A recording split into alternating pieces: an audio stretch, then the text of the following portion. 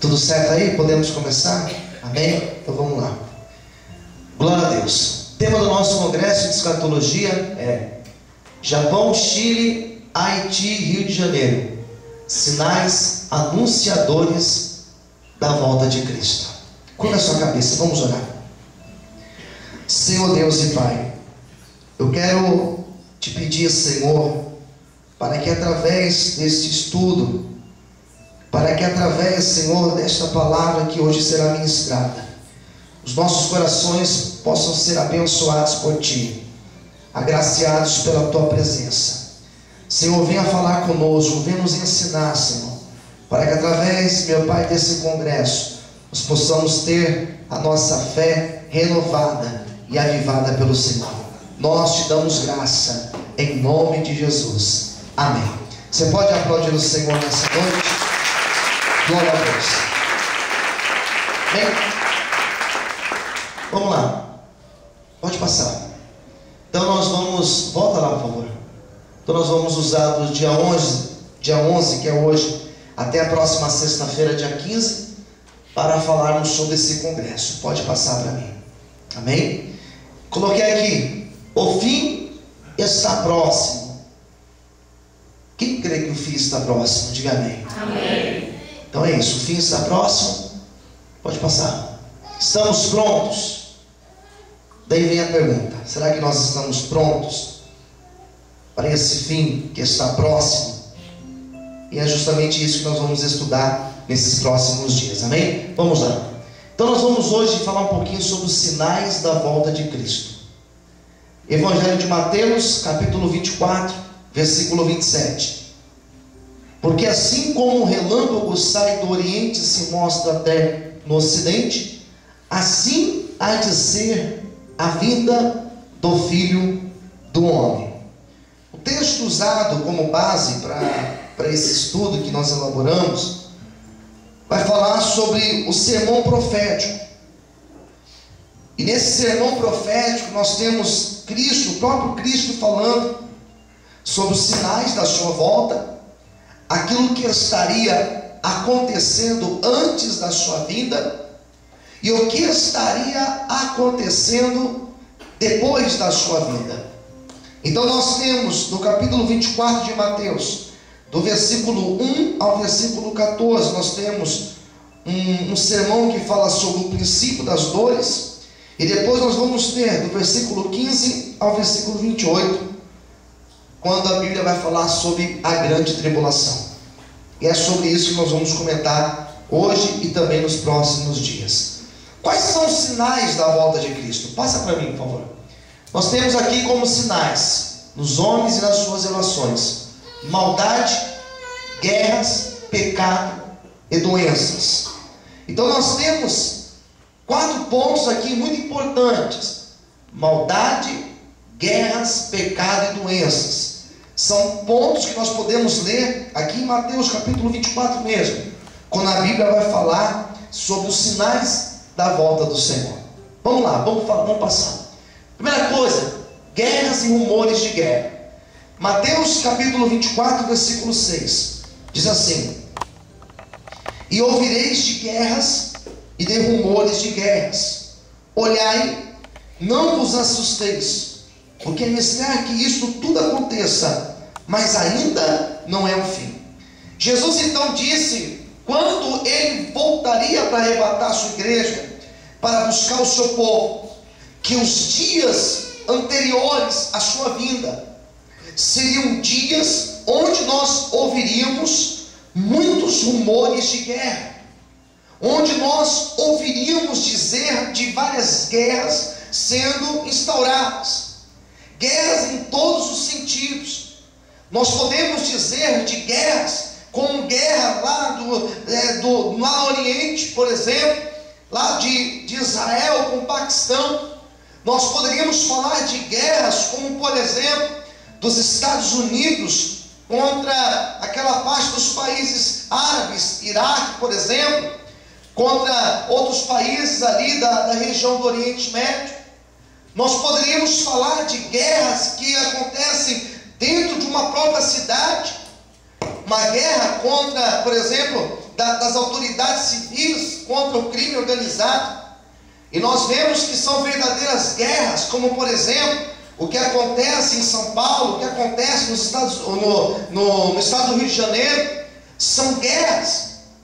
E Cristo, o próprio Cristo falou que antes da sua vinda, nós ouviríamos dizer de muitas guerras acontecendo, e não somente em um lugar, mas em diversas partes do planeta.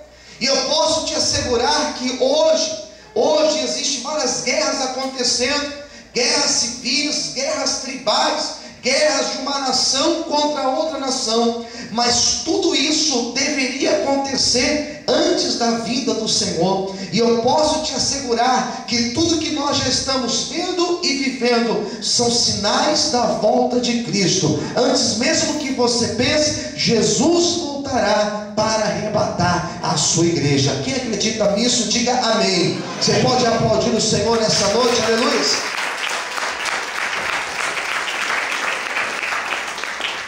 Homens cada vez piores. Evangelho de Mateus, capítulo 24, e o versículo 12 diz: e por se multiplicar a iniquidade, o amor de muitos se esfriará. Então, um dos sinais da volta do Senhor é que o amor entre as pessoas, esse amor vai esfriar. E a sociedade, ela vai gerar homens cada vez mais duros, cada vez mais frios, cada vez mais desumanos. Cristo falou que a sociedade da época da sua vinda seria uma sociedade onde faltaria o amor.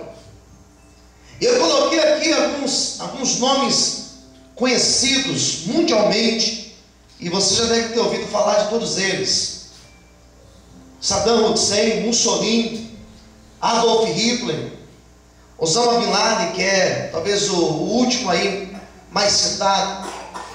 São nomes históricos, são nomes que surgiram aí na década passada, que surgiram aí, melhor dizendo, no século passado, e foram homens que tiveram a sua marca na história, não pelos seus feitos positivos, mas pela crueldade, mas pelo desamor, pela falta de sentimento humano. E o próprio Cristo disse que na sua época homens como esses surgiriam. Homens assim seriam evidentes na história. E são homens que não foram colocados como loucos.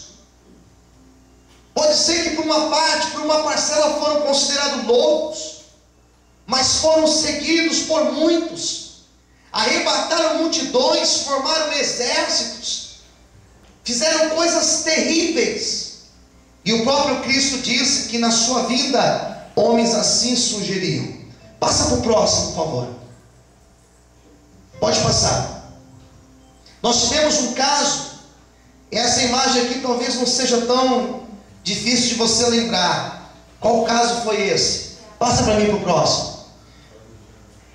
Massacre de Realengo, conhecido como Massacre de Realengo, Rio de Janeiro.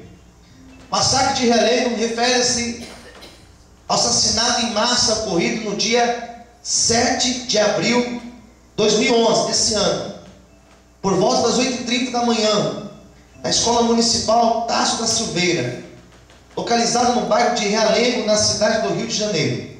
O Wellington Menezes de Oliveira, de 23 anos, invadiu a escola armado com 2 revólveres e começou a disparar contra os alunos presentes, matando 12 deles, com idade entre 12 e 14 anos. Oliveira foi interceptado por policiais cometendo suicídio. A motivação do crime figura incerta. Porém, a nota do suicídio de Wellington e o testemunho público de sua irmã adotiva e de um colega próximo apontam que o atirador era reservado e sofria bullying e pesquisava muito sobre assuntos ligados a atentados terroristas e grupos religiosos fundamentalistas. O crime causou comoção no país e teve ampla repercussão em noticiários internacionais. a presidente do Brasil, Dilma Rousseff, decretou luto nacional de 3 dias em virtude das mortes. Esse caso não foi um caso isolado. O que ocorreu lá no Rio de Janeiro, lá em Realengo, não foi um caso isolado. Isso ocorre em diversas partes do planeta.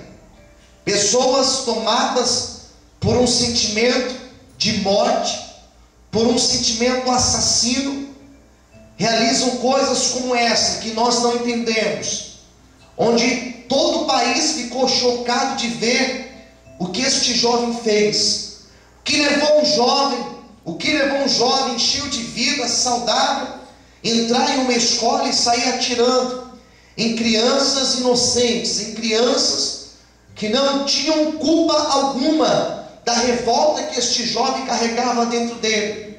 Algumas pessoas podem dizer que foi por causa de bullying, que é aquilo que a sociedade moderna fala, caracteriza como uma pessoa que sofre uma perseguição ou discriminação em ambientes como escola. Então vão dizer que foi por causa de bullying.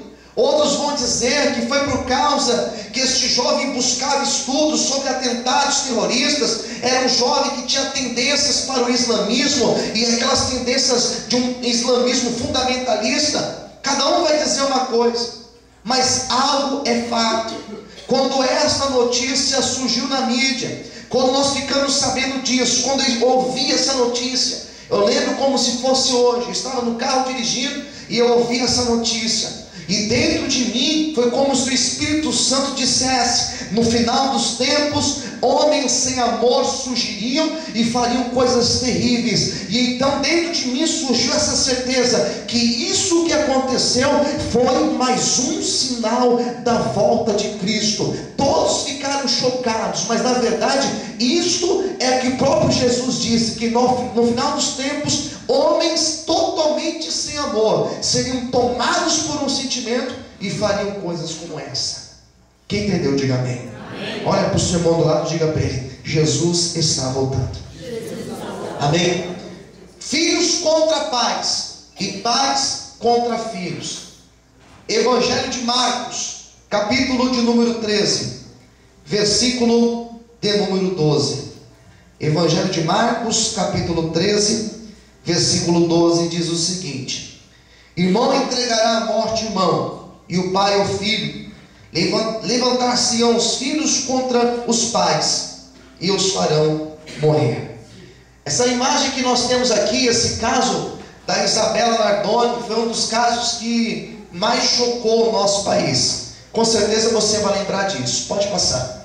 O caso de Isabela Nardoni refere-se à morte da menina brasileira Isabela Oliveira Nardoni, de 5 anos de idade, defenestrada do 6º andar do edifício London, no distrito da Vila Guilherme, em São Paulo, na noite do dia 29 de março de 2008. O caso gerou grande repercussão nacional, e em função das evidências deixadas no local do crime, Alexandre Nardoni e Ana Carolina Jatobá, respectivamente pai e madrasta da criança, foram condenados por homicídio doloso triplamente qualificado e vão cumprir pena de 31 anos, 1 mês e 10 dias no caso dele, e com agravantes pelo fato de Isabela ser sua descendente, e há 26 anos e 8 meses de reclusão no caso de Ana Jatobá, ficando caracterizado como crime hediondo. A decisão foi proferida pelo juiz Maurício Fossi no Fórum de Santana, em São Paulo.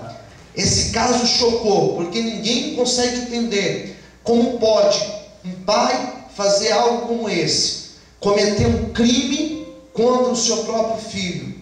Ninguém consegue entender. E esse fato também não ficou um fato isolado.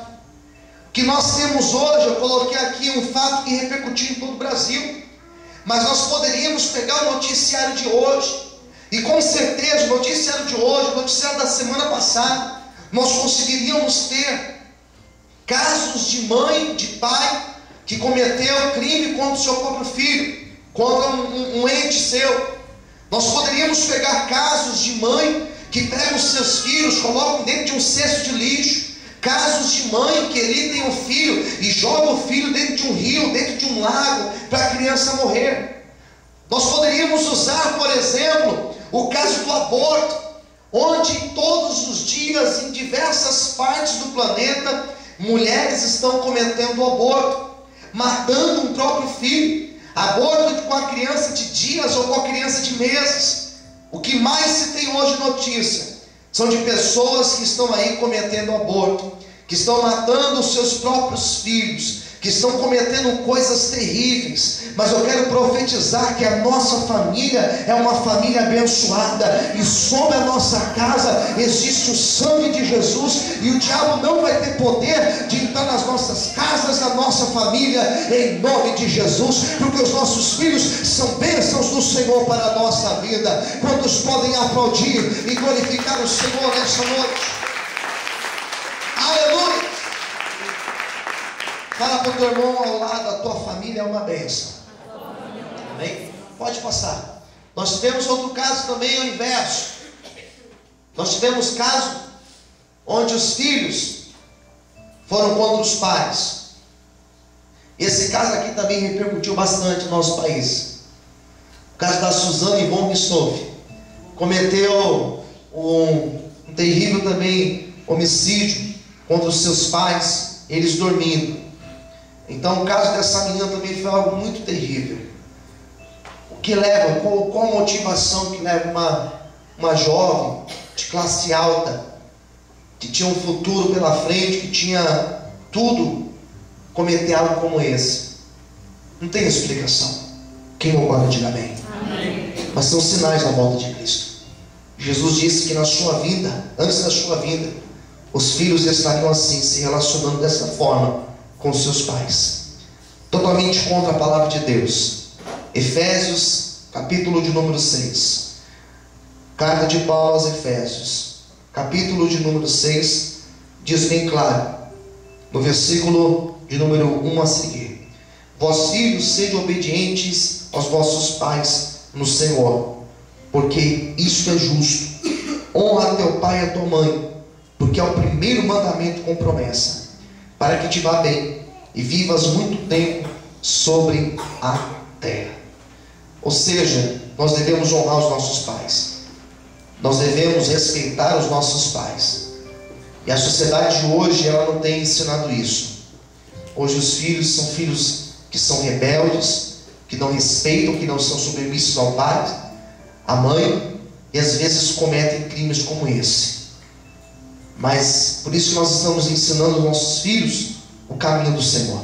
A Bíblia diz: ensina o teu filho o caminho bom, o caminho do Senhor, para que quando ele crescer, ele não venha se desviar dele. Se você quer que a tua família vá bem, quer conselho, ensine aos teus filhos o temor do Senhor, andar na presença de Deus, para que quando ele crescer, não cometa coisas como essa. Quem entendeu, diga amém. Amém, amém, queridos? Fala para quem está ao seu lado: ensina ao teu filho o caminho do Senhor.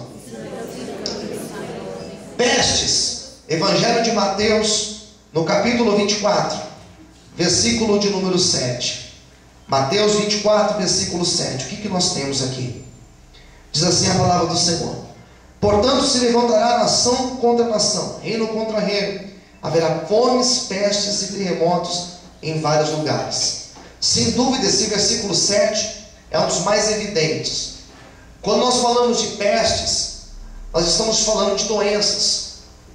Nós estamos falando de doenças incuráveis. Eu tive a experiência de ir ao Instituto Emílio Ribas, visitar uma paciente terminal com vírus do HIV. Não faz muitos dias isso. E é terrível você ver essa pessoa em cima de uma cama, com o seu corpo cheirando mal. Há 2 semanas atrás eu fui fazer o velório dessa pessoa. Ela faleceu. Jesus falou que nos últimos dias muitas pestes, muitas doenças iriam se espalhar pela terra. E nós temos notícia, nós falamos sempre da AIDS, mas nós temos notícia também de outras doenças, de outras gripes, de outras pestes que começam a se espalhar e causam um desespero na sociedade. E daqui a pouco as pessoas não começam a ficar mais tranquilas, Daqui a pouco as pessoas deixam de consumir frango, deixam de consumir carne de porco, deixam de consumir certos legumes, certas verduras, com medo de pestes.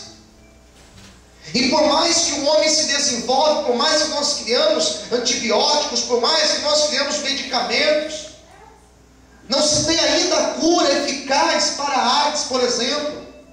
Para alguns tipos de câncer não existe uma cura eficaz. E quem já teve um paciente, um parente, melhor dizendo, alguém próximo com certa doença como essa, câncer, com HIV e outras doenças, sabe como é difícil você ver a pessoa cada vez mais se consumir em cima de uma cama. E todas as vezes que se tem notícia de doenças, de pestes que surgem, são sinais da própria vida, da própria natureza, dizendo: Jesus está voltando. Mas tem muita gente que ainda fica desapercebida, tem muita gente que está distraída e não se deu conta que a volta de Jesus está mais próxima do que nós imaginamos. E eu creio que isso será para a nossa geração. Eu acredito que alguns que estão aqui sentados não vão experimentar morte, mas antes de morrer, Jesus vai aparecer no céu, vai tocar as trombetas e nós subiremos para com Ele. Quantos estão esperando esse dia? Então levante a sua mão, adore e glorifique ao Senhor nessa noite, em nome de Jesus. Aleluia!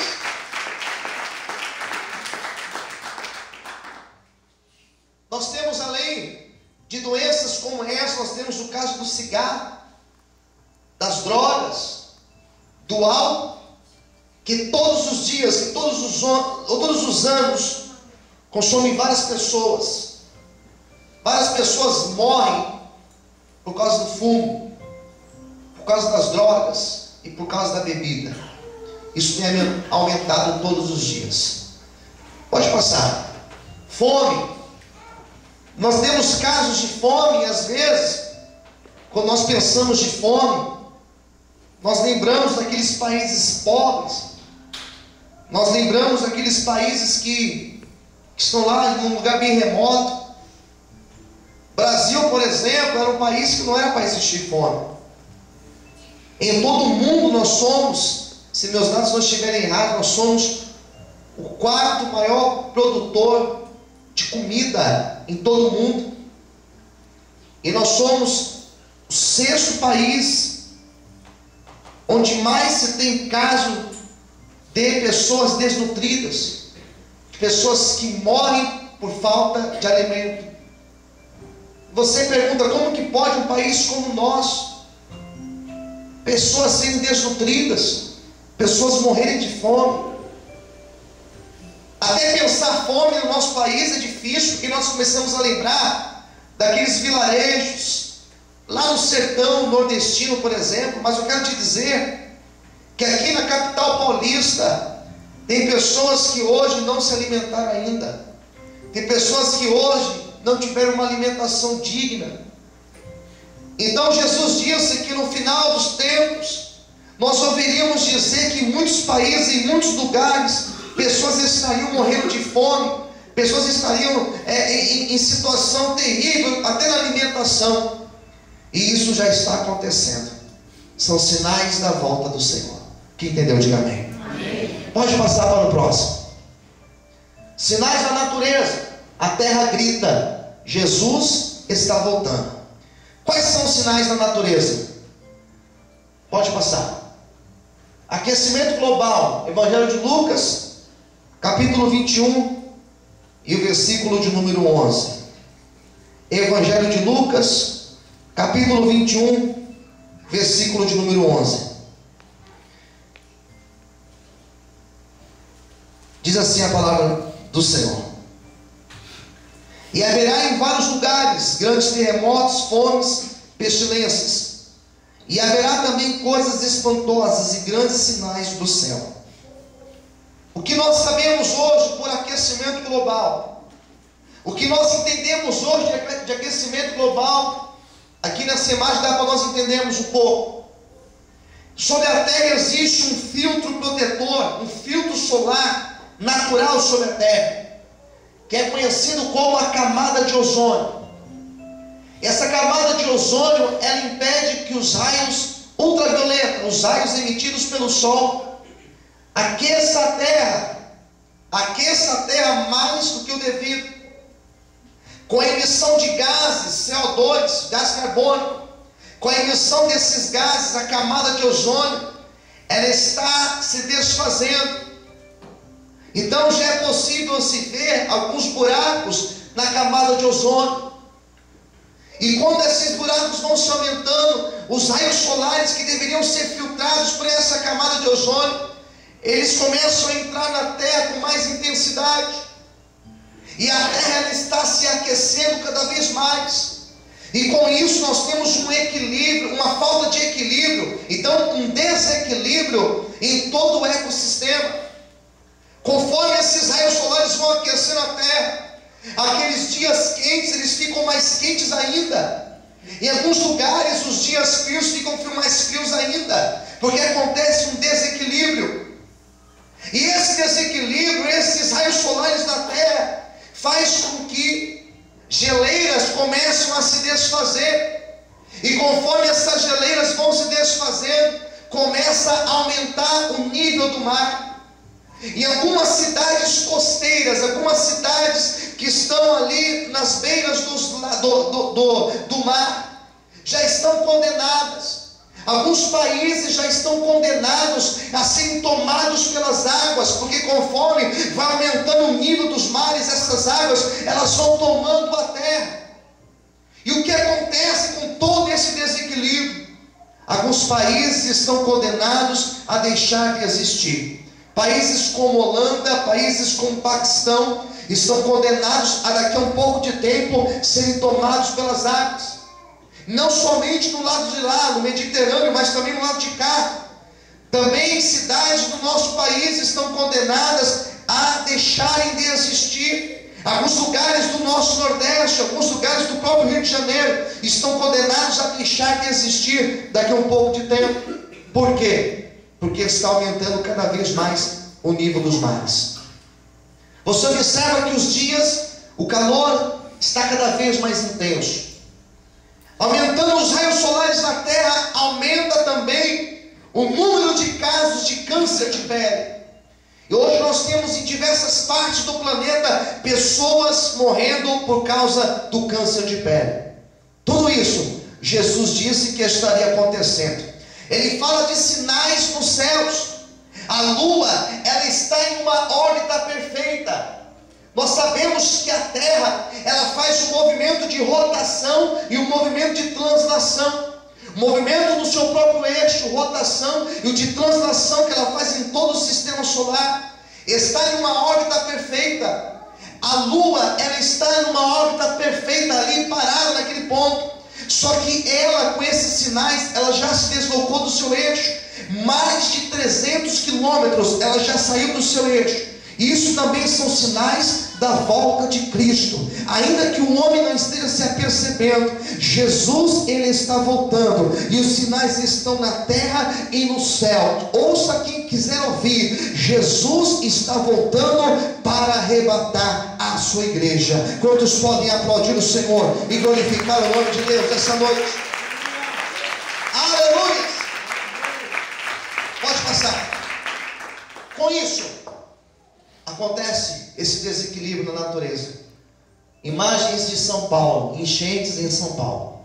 O que mais nós temos? Pode passar.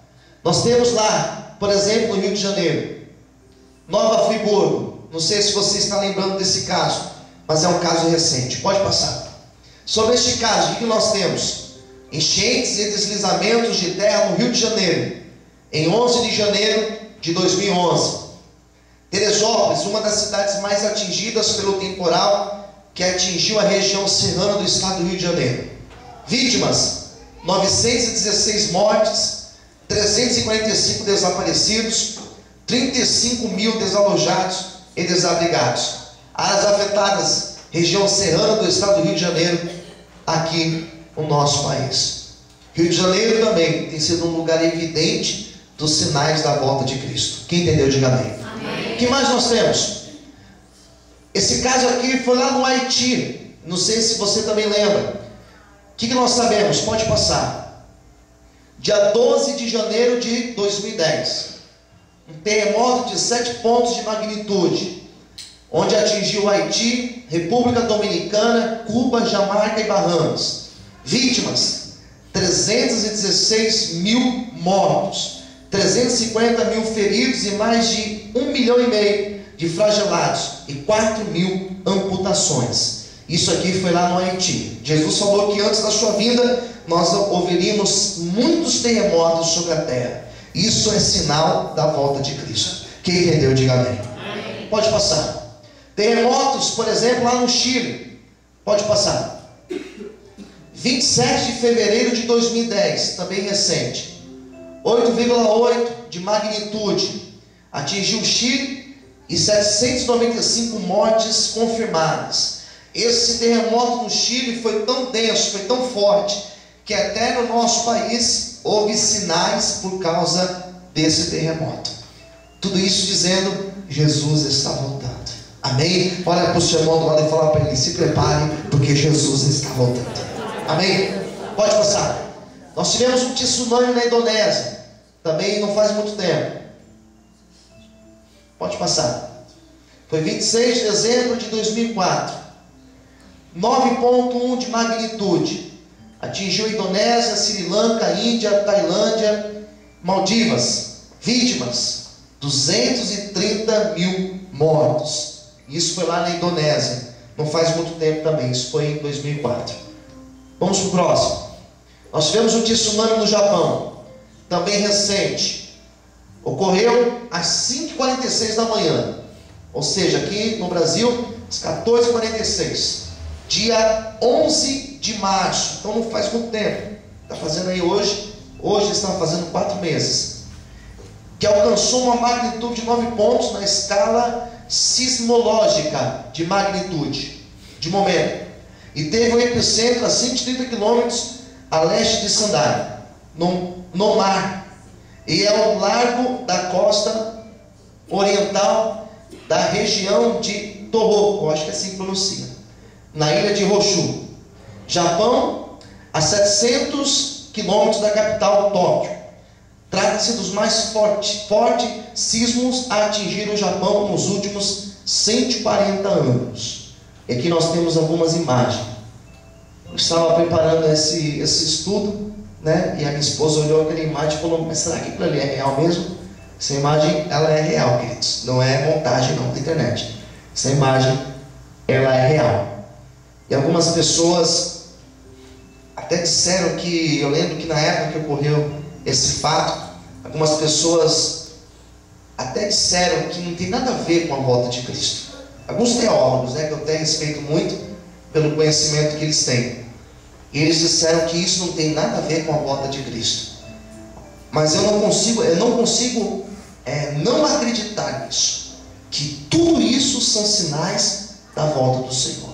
Quem concorda, diga amém. Amém? Eu já ouvi algumas pessoas dizendo: não, mas tem nada a ver, e tenta explicar de uma forma ou de outra. Mas o próprio Cristo disse que no final dos tempos, muitos terremotos em várias partes do planeta estariam acontecendo.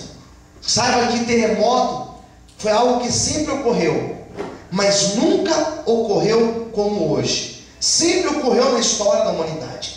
Desde o primeiro século ocorreu terremotos, mas nada comparado aos nossos dias.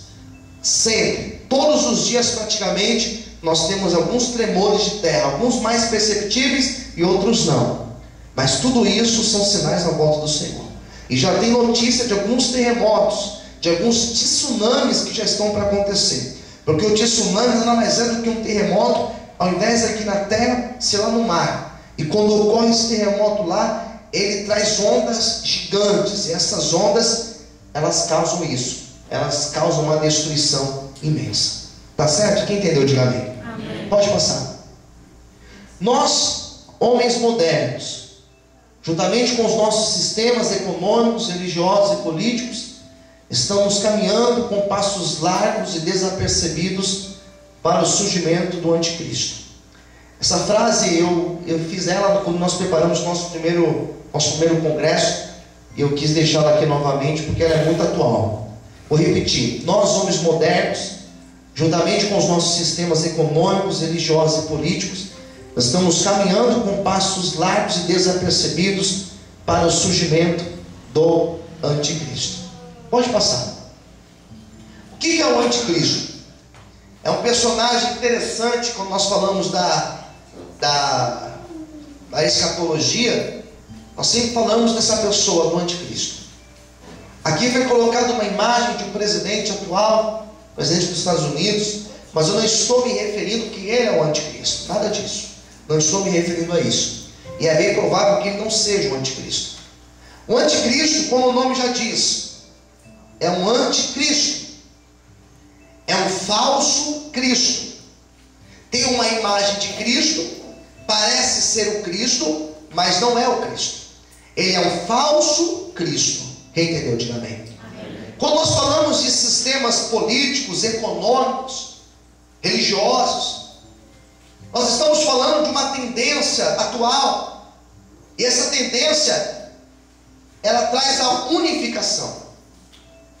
Então nós temos, por exemplo, na América do Sul, um sistema econômico chamado Mercosul, que traz uma unidade dos países da América do Sul, onde eles fazem um livre comércio.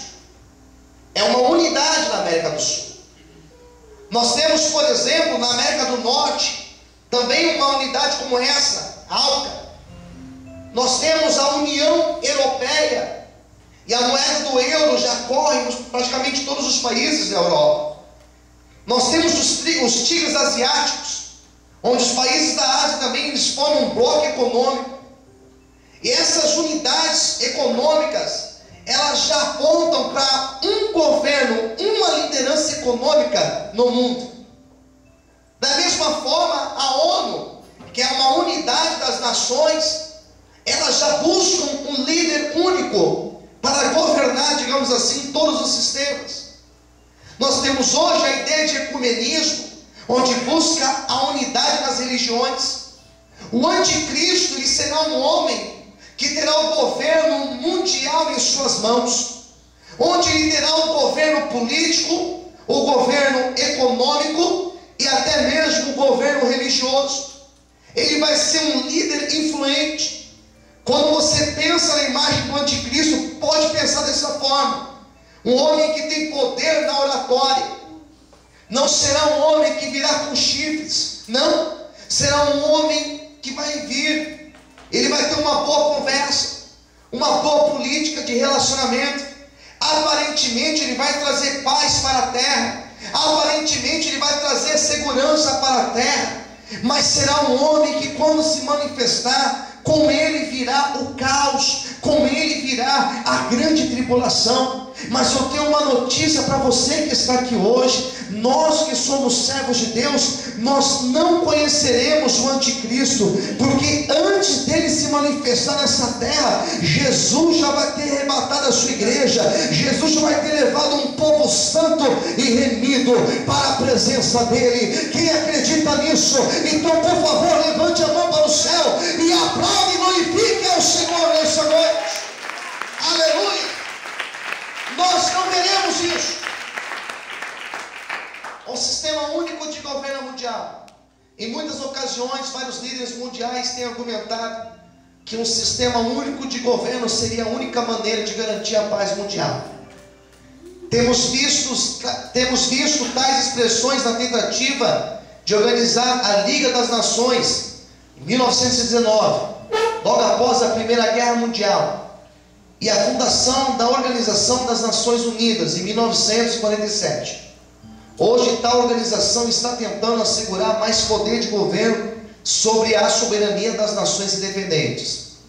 Embora não saibamos exatamente quais eventos nos levarão ao sistema único de governo predito na Bíblia, sabemos que nos últimos dias haverá um governo mundial. Referência está lá em Daniel capítulo 2, do versículo 40 ao 43, e Daniel capítulo 7, do versículo 23 ao 24. Pode passar.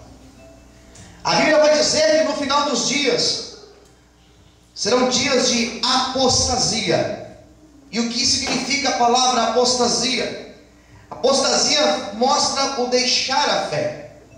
Os últimos dias serão dias que as pessoas elas vão apostatar da fé. 2 Timóteo capítulo 4, do versículo 1 ao 4. Aumento do ocultismo. 2 Timóteo 4, do versículo 3 e 4.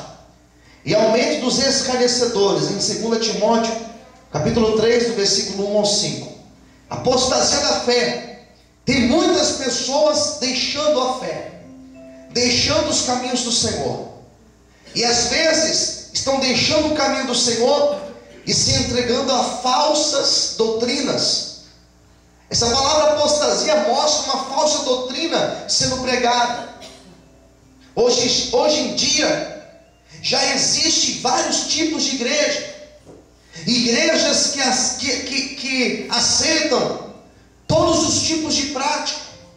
Já existe hoje em dia igrejas que já não se prega mais contra o pecado, que não se prega mais contra aquilo que é errado, já aceita o pecado dentro da igreja. O que mais tem são pastores deixando os caminhos do Senhor e se entregando a falsas práticas. Eu me assusto de ver, quando nós estamos assistindo televisão, você vê alguns programas sensacionalistas, você vê alguns pastores, pessoas que se dizem pastores, dando falso testemunho, levando pessoas a engano, levando pessoas a práticas pecaminosas. Mas eu glorifico o Senhor, porque Deus ainda tem levantado homens e mulheres compromissados, que pregam contra o pecado, que pregam contra o erro, que pregam contra aquilo que não agrada ao Senhor. Ainda que o diabo tenha levantado pessoas para pregar mentira, Deus tem levantado pessoas para pregar a verdade, para pregar que Ele está voltando para arrebatar a sua igreja. Amém, queridos? Você pode aplaudir o Senhor e glorificar a Deus. Aleluia. Aumento do ocultismo. O que mais se tem hoje são pessoas praticando ocultismo, e dentro das igrejas. Quem entendeu, diga amém. Amém. Tem algumas igrejas que você entra e você não sabe mais diferenciar se você está em uma reunião kardecista, em uma reunião espírita.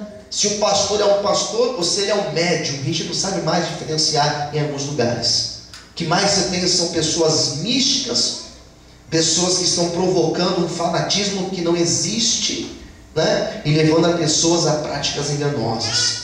E pessoas escarnecendo. O que mais tem hoje também são isso: pessoas zombando do nome do Senhor. Isso tem acontecido muito nos nossos dias. Vamos avançar. Amor ao pecado. Vamos ler Evangelho de Mateus, capítulo 24, versículo 12. Mateus 24, versículo 12. Por multiplicar a iniquidade, o amor de muitos se esfriará. Então nós temos pessoas aí que estão amando ao pecado, ao invés de amar o Senhor. Pessoas se entregando às drogas, pessoas se entregando à prostituição e ao engano. Estão amando a si próprio e deixando de amar o Senhor, colocar Deus como o Senhor da sua vida. A Bíblia fala sobre idolatria, e às vezes a idolatria não é somente a uma imagem de escultura, é colocar qualquer coisa acima de Deus. Isso é idolatria. Quem entendeu, diga amém. Amém. Por isso que o Senhor deixou bem claro: amar a Deus sobre todas as coisas, e ao teu próximo como a ti mesmo. É isso que a Bíblia ensina. Vamos avançar. Surgirão falsos profetas que enganarão a muito. Mateus 24, versículo 11. E surgirão falsos profetas e enganarão a muitos. Falsos profetas. Sabe o que significa isso? Parece até um profeta, mas é falso. Se não fosse assim, não enganava ninguém. Aqui diz que vai enganar muitos. Fala como profeta, faz sinais, expulsa demônios, cura pessoas. Já leu aquele texto que Jesus falou?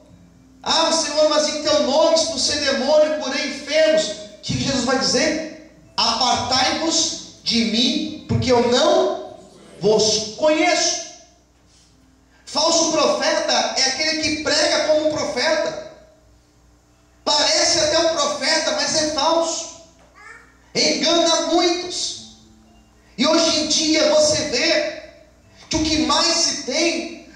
mega eventos, mega shows, onde a pessoa que brilha não é a pessoa de Jesus.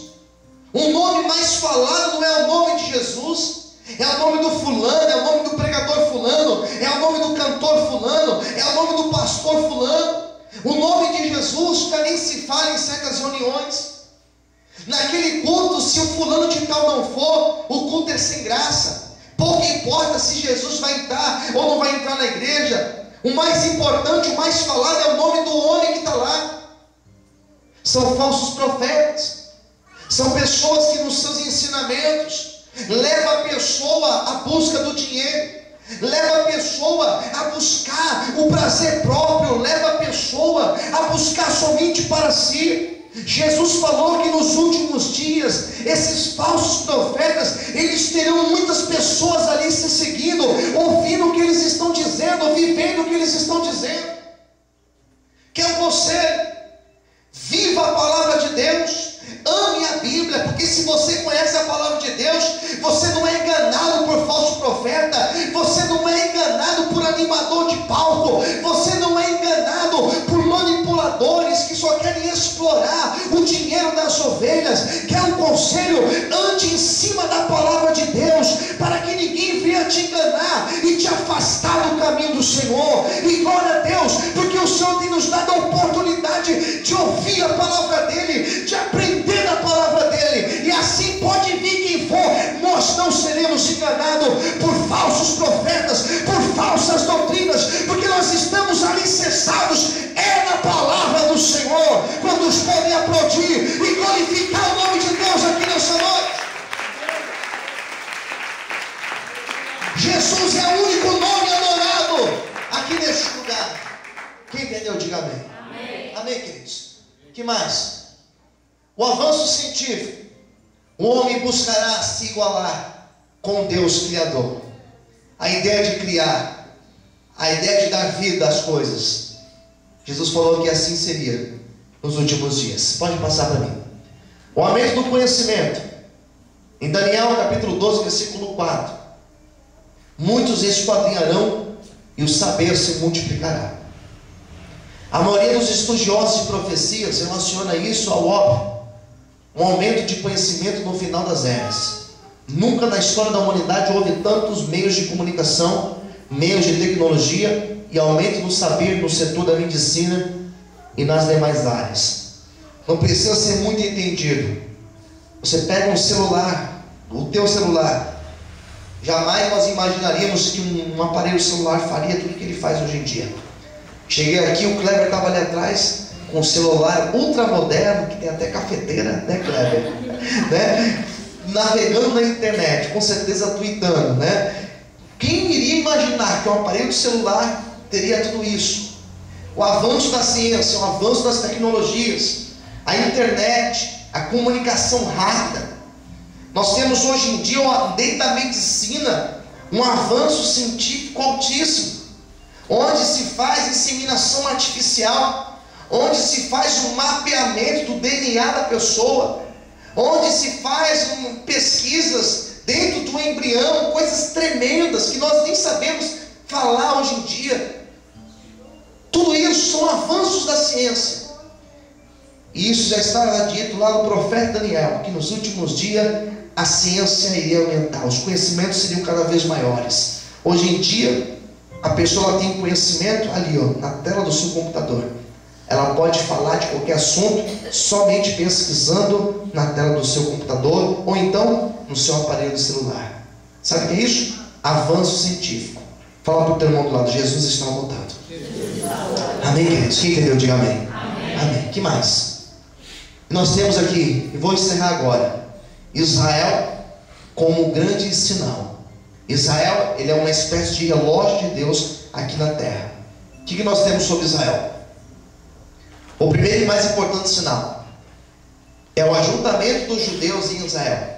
Depois de aproximadamente 2000 anos de peregrinação pelo mundo, nenhuma nação na história pôde manter sua identidade nacional depois de ter sido expulsa da sua pátria por cerca de 500 anos. Israel é a única. Ele prometeu tantas vezes reunir novamente essa nação em sua terra nacional. que se falhasse em fazê-lo, ele teria destruído a fidelidade de sua palavra profética.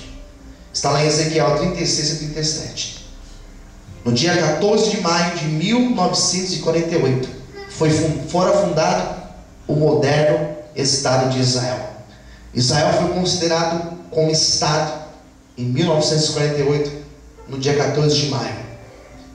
Esse fato foi um grande sinal da volta de Cristo. Quem entendeu, diga amém. Amém? Então nós temos aqui um grande sinal que já aconteceu. Quando nós estudamos a escatologia, algumas pessoas cometem o terrível erro de dizer que todas as pessoas na face da terra precisam ouvir falar de Jesus para que Jesus venha arrebatar a igreja. Isso não é fato. A Bíblia é categórica em dizer que todos ouvirão ouvir a palavra de Cristo, daí então virá o fim. Arrebatamento não é o fim. Fim é o juízo final. Quem entendeu, diga amém. Amém? Ou seja, o que mais precisa acontecer? Todos os sinais que eu apresentei, todos já aconteceram, sim ou não? Sim. Todos já aconteceram. Todos estão acontecendo, sim ou não? Sim. Sim. Ou seja, mas nada precisa acontecer para Jesus voltar.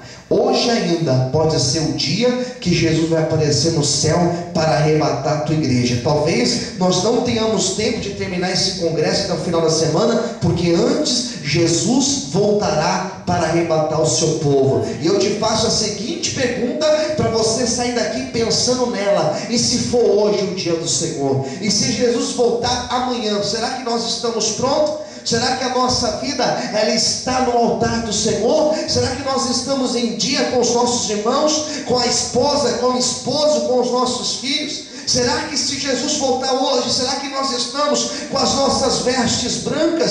Se a tua veste não estiver branca, quer um conselho?